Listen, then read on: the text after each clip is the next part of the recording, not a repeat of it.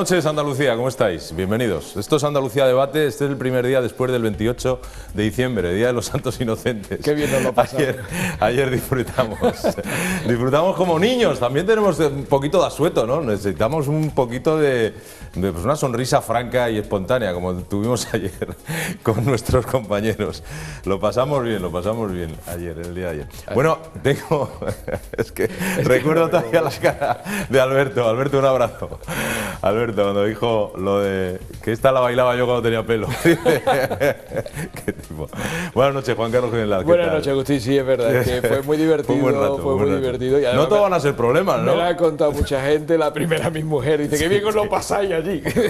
Bueno, yo estaba que no podía, de verdad. Es impresionante, lo pasamos genial. Bueno, pues vamos a presentar, tenemos con nosotros también hoy a Álvaro Rebollo, abogado. Álvaro, ¿cómo estás? ¿Qué tal? Buenas noches. ¿Cómo ¿Bien andamos? todo? Muy bien, muy bien. También me lo pasé yo muy bien. Nos reímos, nos reímos. Sí, ahí. un poquito de miedo ya cuando... Sí, estaba... A ver qué es lo siguiente que me cae a mí, pero... No, bueno. Hoy al llegar a maquillaje, Álvaro ha dicho, recuerdo estamos a 29 de diciembre, ¿eh? Ya no es 28, ¿no? Nos teme. Álvaro, bienvenido como siempre. Gracias por estar aquí, compañero. Muchas gracias. Fran García. Muy buenas noches, Agustín. ¿Qué tal? Qué alegría verte. Y feliz Navidad, a punto de llegar ya el año nuevo, pero Ya como está. no nos veíamos desde hace unos días, pues Cierto. sí, os lo quería ¿Qué tal? ¿Pasaste la desear, pues, Nochebuena bien? Pues bien, una Nochebuena muy tranquila. Una Nochebuena muy tranquila. Una Navidad también tranquila, pero bueno, vamos a ver qué pasa el día 31, ¿no? Vamos a ver cómo se despide este año 2011. Sí. Año complicado. Lo que oigo es muy generalizado, es que se vaya cuanto antes. Cuanto antes. Que Sí, se vaya cuanto antes. Yo creo que lo necesitamos, ¿no? Abrir la puerta ya el 2012 y que Sí, por venga Dios. aire fresco. Yo este año Sí. tengo una botella de champán dedicada a eso, Sí, efectivamente. es cierto, Juan Carlos. Sí, ya lo he comentado. Es cierto. Que se vaya cuanto antes este 2011 y que venga el 2012 con este aire fresco que ya empezaba a entrar. Bueno, os voy a presentar a un amigo nuestro, Alfonso Escuadra, escritor. Alfonso, buenas noches. Agustín, buenas noches.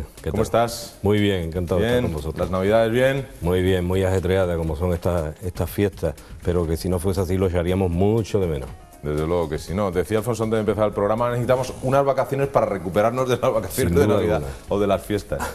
Alfonso, has presentado en Madrid hace muy pocas semanas tu último libro, Españoles en la Kriegsmarine, algo así. Sí, señor, efectivamente, un secreto mantenido durante casi medio siglo, que fue la participación de marinos españoles en el escenario del Báltico en operaciones navales en buques de la Armada Alemana, y una historia absolutamente apasionante. Como investigación fue apasionante, pero lo que se reveló también lo fue. Una experiencia tremenda. Suena a argumento de cine bélico, pero es historia. Sin duda, yo estaría encantado que hicieran una película, porque además fue la experiencia de situar dos mentalidades diferentes en unas mismas situaciones extremas, combinar personas que se integraron en tripulaciones germanas procedentes de la Armada Española y vivieron tiempos tan intensos como fueron las Navidades, ahora que estamos en esa fecha, las tremendas Navidades de Stalingrado, por ejemplo. ¿Qué pasó con esos españoles una vez concluida la Segunda Guerra Mundial? Pues les sirvió aquella experiencia. Ellos iban a entrenarse, a adiestrarse en las técnicas más modernas de la lucha antisubmarina, que luego se aplicó en los proyectos de cierre del estrecho y en temas de primera fila en la defensa nacional, y ese paso por la Armada, esa experiencia, algunos de ellos estaban prácticamente al comienzo de su carrera naval, les sirvió bastante de soporte y llegaron prácticamente a la cumbre de lo que es la trayectoria de un marino de guerra. Muchos de ellos fueron almirantes y otros algunos de ellos precisamente residieron en Cádiz en los últimos años. Sí, me has comentado que uno de ellos ha vivido hasta hace muy poco, ¿no? Hasta hace muy poco, José García de Quesada.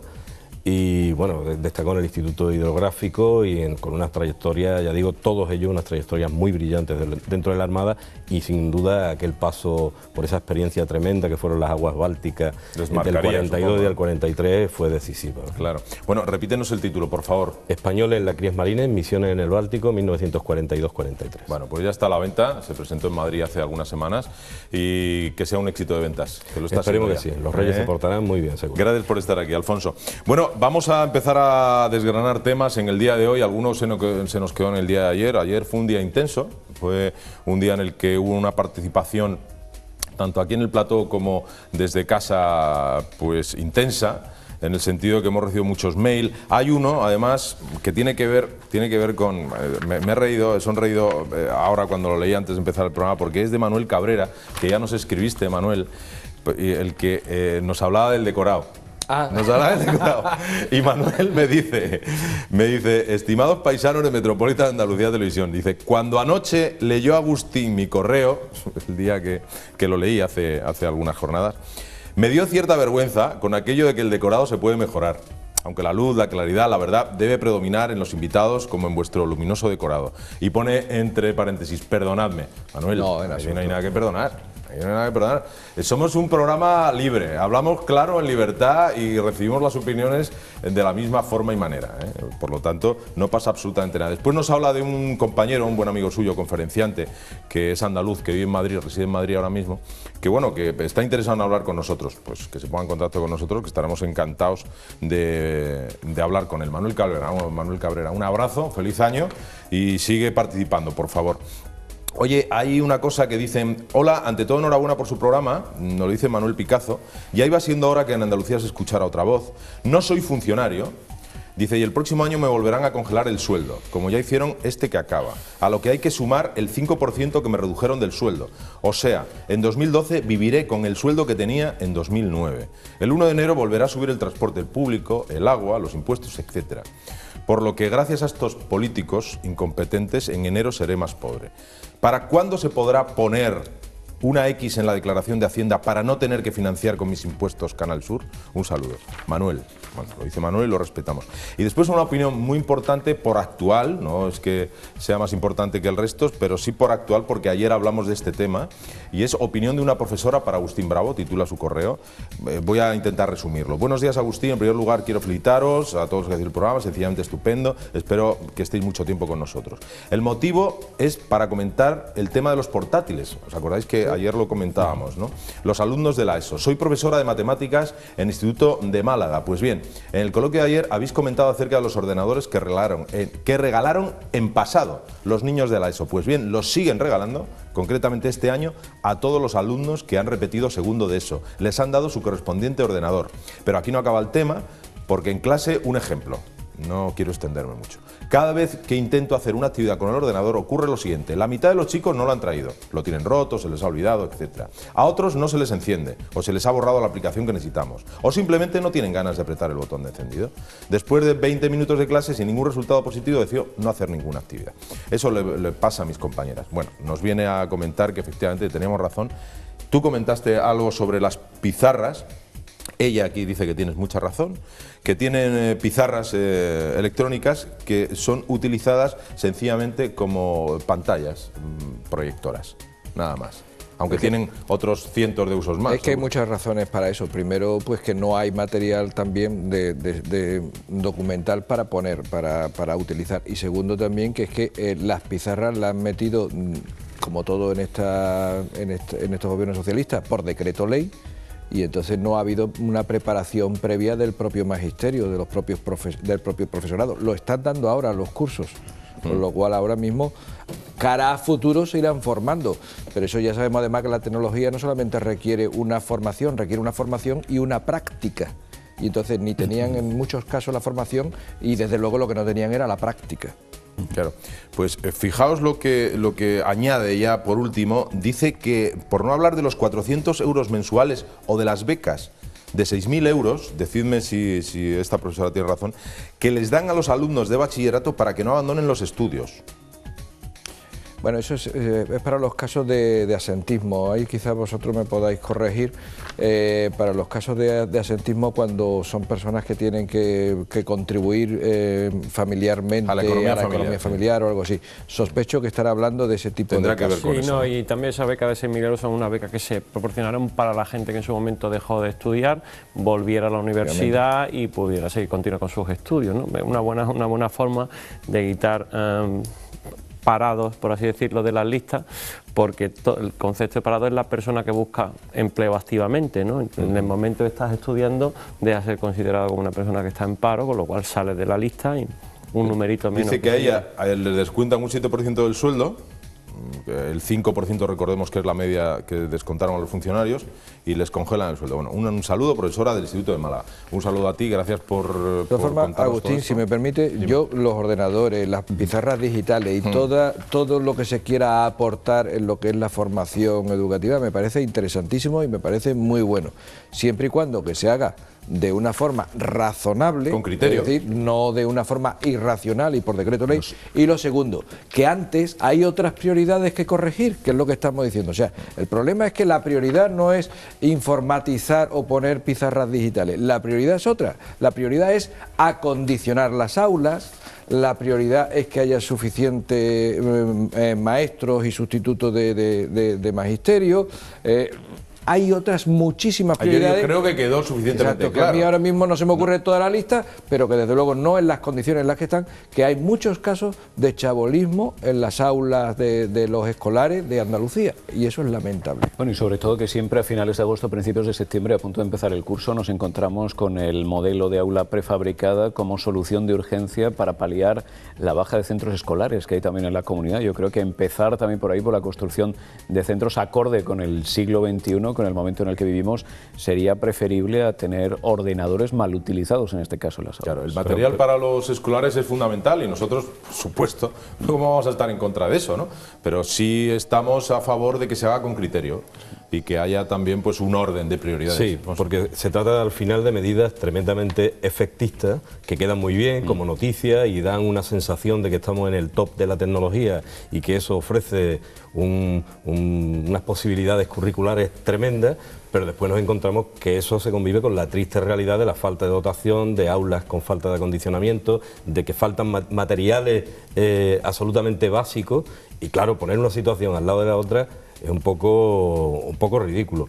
Y luego está el problema que ha planteado Juan Carlos. Evidentemente, sacar el partido a una inversión de esas características requiere una formación previa del profesorado y estar suelto en el uso de esas técnicas.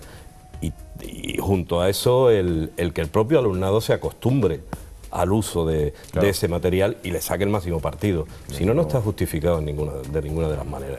Eficacia, ¿no? Claro, en el fondo es lo que se requiere aquí, que la medida sea eficaz, y en este caso concreto es totalmente ineficaz, por todos los motivos que hemos estado comentando, por la falta de formación del profesorado a la hora de aplicar una técnica didáctica nueva, por el propio material. ¿Cómo convive el ordenador con el libro de texto antiguo? ¿Cómo se integran estos nuevos materiales docentes en la... Eso lo ha explicado muy bien, ¿no? Son medidas efectistas a veces para dar una imagen que no corresponde a la realidad. Claro, lo de las pantallas, por ejemplo, es un ejemplo, o sea, un caso donde se ve con mucha claridad. Simplemente utilizarlo como proyectores, para eso hay otras cosas. Cierto. Bueno, pues dicho esto, gracias de nuevo a esta profesora del Instituto de Málaga y a todos los profesores que seguramente habrán dicho así con la cabeza mientras estábamos hablando de este tema. Vamos ya con el primer tema de hoy. Lo mejor es saludar y darle las buenas noches a nuestra querida Almudena. Almudena, cuando quieras. Hola, ¿qué tal? Muy buenas noches a todos. Buenas noches, Agustín. Crece el endeudamiento de la Junta de Andalucía en más de un 24%. El ente autonómico tiene problemas de liquidez y gasta más de lo que ingresa. La Cámara de Cuentas ya ha advertido de que hay que estar muy pendientes de la situación financiera de la Junta de Andalucía. Crece más de un 24% la deuda de la Junta de Andalucía. La Cámara de Cuentas andaluza ha señalado que el endeudamiento asciende a un montante de casi 12.000 millones de euros. Y es que la deuda ha aumentado de manera relevante, ya que el 93% de la deuda es a largo plazo y el 7% a corto. Los ingresos totales de la Junta fueron de 32.000 millones, un 2,10% menos que en el año 2009. Y los gastos ascendieron a 31.000 millones, un 9,5% menos que en 2009. También la recaudación neta ascendió a 29.000 millones de euros. Aún así prosiguen los problemas de liquidez para financiar los gastos, ya que dentro de este componente de remanente de tesorería hay 2.400 millones de deuda pública que está autorizada pero pendiente de emisión. Así, a 31 de diciembre de 2010, la Junta tiene pendiente de cobro un total de 4.600 millones.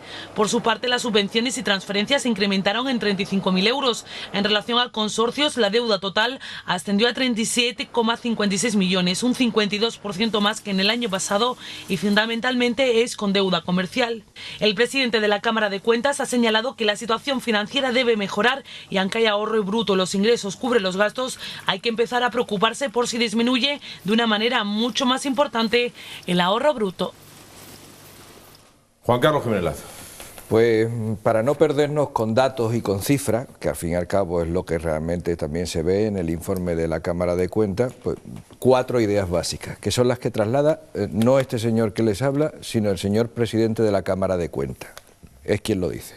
Las 4 ideas básicas, después de informar por la Cámara de Cuentas las cuentas de la Junta de Andalucía, dice lo siguiente: sube la deuda un 24%.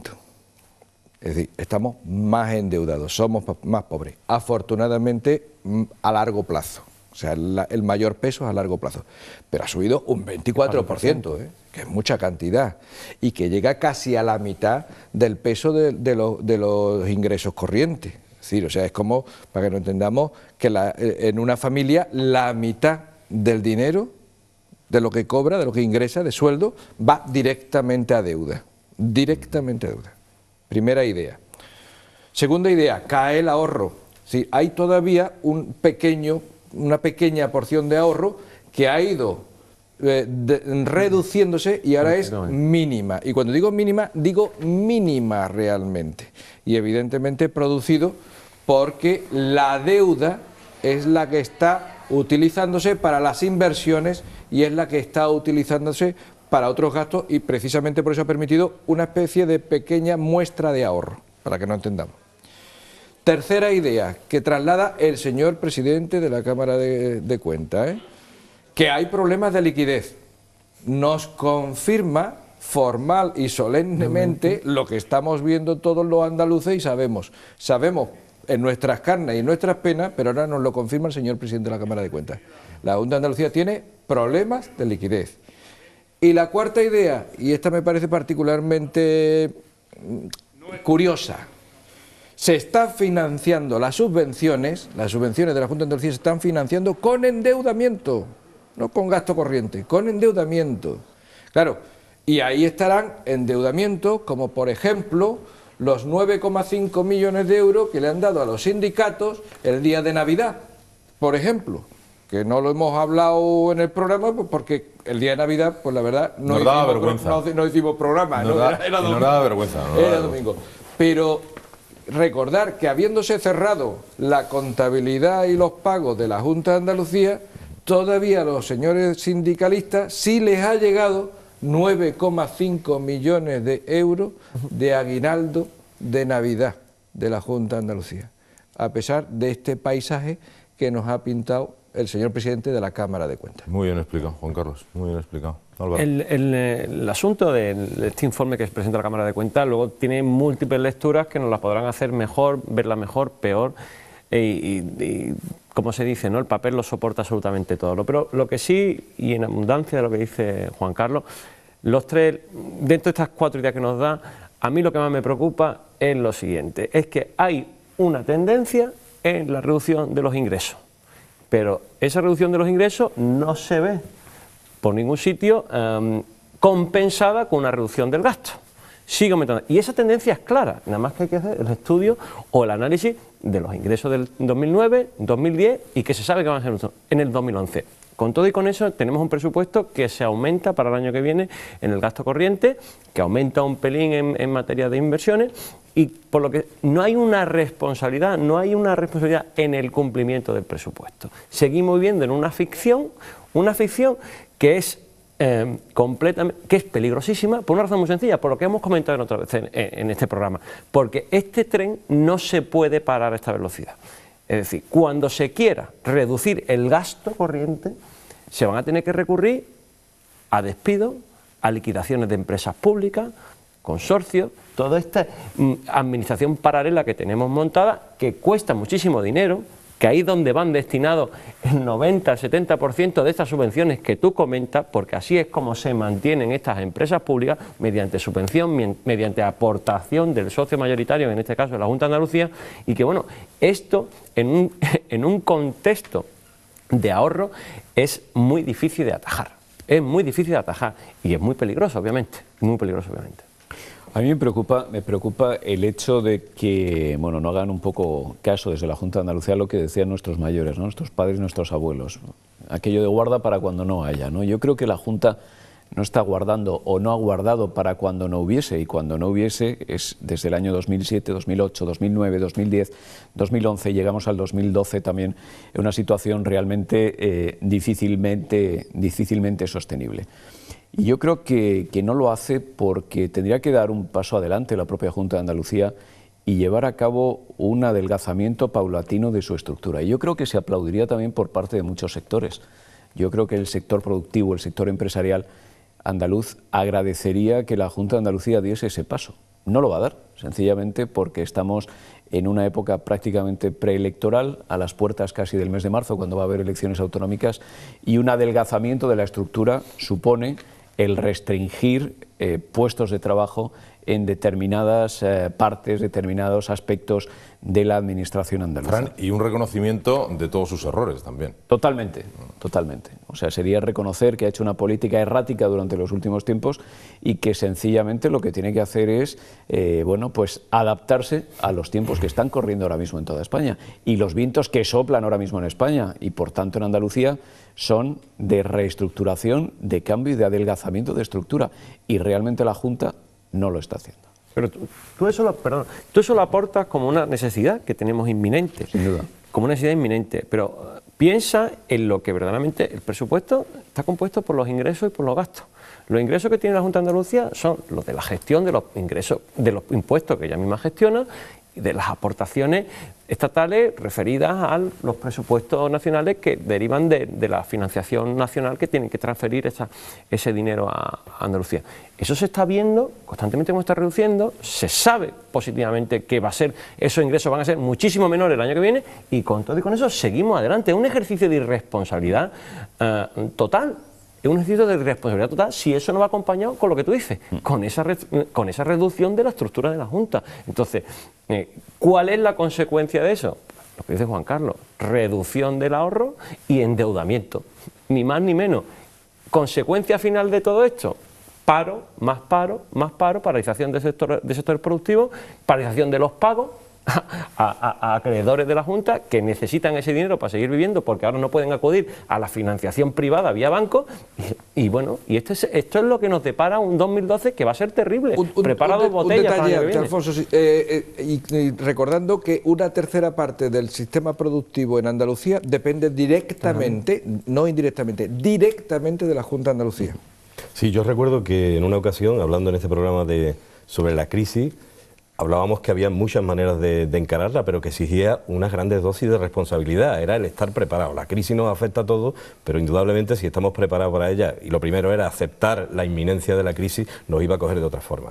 Ese ejercicio de responsabilidad, obviamente, como ha planteado Álvaro, el que exige la situación actual, difícilmente se va a dar, ya lo apuntábamos también, por el periodo ahora mismo en el que estamos, aunque nos aboquemos a una situación sin salida, de efectos tremendos. Pero una de las cosas que yo sí me gustaría destacar es que mientras este lenguaje críptico de las cifras, todos esos ejercicios que muchas veces se hacen jugando con ella, intentando maquillar situaciones, está calando en la opinión pública de forma diferente a como lo hacía antes. Parecía que todo esto de la macroeconomía era muy ajeno al ciudadano de a pie. Ahora mismo los efectos son tremendos, son terroríficos, Álvaro lo apuntaba, los efectos sobre el paro, sobre el tejido productivo, absolutamente de primera magnitud, y yo creo que el ciudadano de la calle, el normal, el de a pie, el que antes pensaba en que estas cosas las pagaba alguien pero que a él no le afectaba, empieza a darse cuenta de que lo que ocurre en estas grandes líneas donde la actuación política es uno de los condicionantes